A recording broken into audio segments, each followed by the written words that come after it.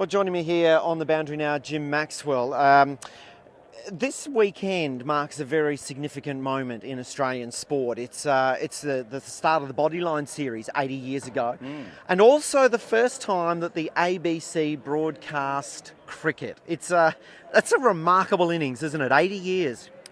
Yes, and we're still going strong. And I'm not 80 years of age, despite the fact that a lot of people might think I am, but I'm probably about half of the 80 years. So there's a rich history, and it continues very strongly today, as it did back then when it really did generate a massive sale of radios, because in those formative days of broadcasting, there weren't many people who had radios. But cricket brought something they really were interested in to them, and if they couldn't get to the game, they could listen to it on the radio. I mean, it was an extraordinary invention for people to listen to anything on, but cricket was really used in a way, I suppose, to sell more radios than anything else that went on the radio in those pre-war days, with the synthetic test matches that followed from England, when they used to make up the commentary in 1934 and 1938. And that's the classic footage we've seen where the man's banging the ball onto the bat to make the sound effects.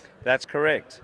And it became quite competitive. There were a number of radio stations who used to do the coverage, and they used to try and outdo each other in terms of anticipating a dismissal from the cable information they were getting. And one of them had this thing called Rickety Kate that they used to whirl around and make a noise, and it got people's attention to the fact that a wicket was going to fall.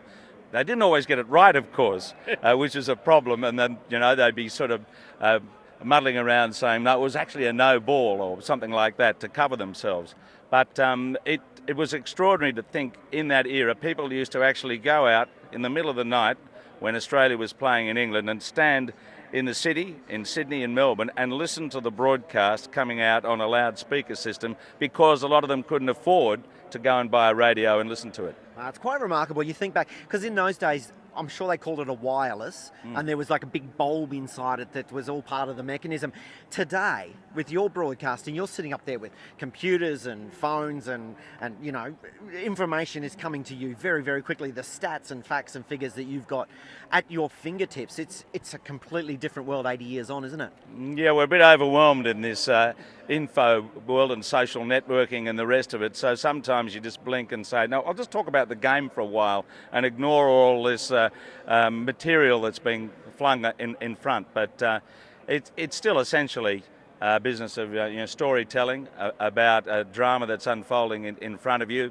And you'd like to think 100% of the time it's totally unscripted what you're seeing in front of you, and I'm sure it is. But that's the joy of it, that you've got good personalities around you to talk about a game that most Australians have loved for over 100 years. So it's terrific that radio is able to make that connection between the audience and the game. And that's what the ABC's been doing for 80 years. Indeed it has. We have a wonderful cake here from Cricket Australia to say congratulations to ABC Grandstanding. If you'd like to just come forward and have a little look at that, would you? You could even dip your finger in the eyes. No candles? Well, I thought that if we put candles in it, it would sort of represent that you turned 80, and I wouldn't want to imply that at all. Oh, well, there are probably a few people there who think I am, but some people did suggest I should ask you, what was it like broadcasting 80 years ago? I couldn't be that rude. No, well, I'll tell you that the big change probably has been in the style. As a nation, we become more relaxed with each other and the way we conduct our business. The radio's the same. It started out being quite formal between a guy who called the shots and the other fellow who came in at the end of the over. Now it's a conversation. You only have to listen to Kerry O'Keefe with our commentary team and you'll get the picture there.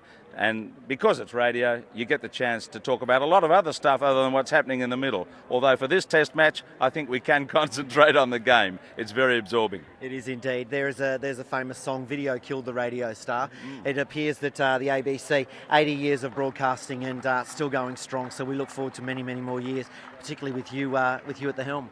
Well, I hope I'm around till I'm 80 anyway, because we'll have fun doing what we're doing and maybe occasionally having a few candles on a cake like this. Thank you very much for the opportunity. It's great to have this connection and recognition for what the ABC's done.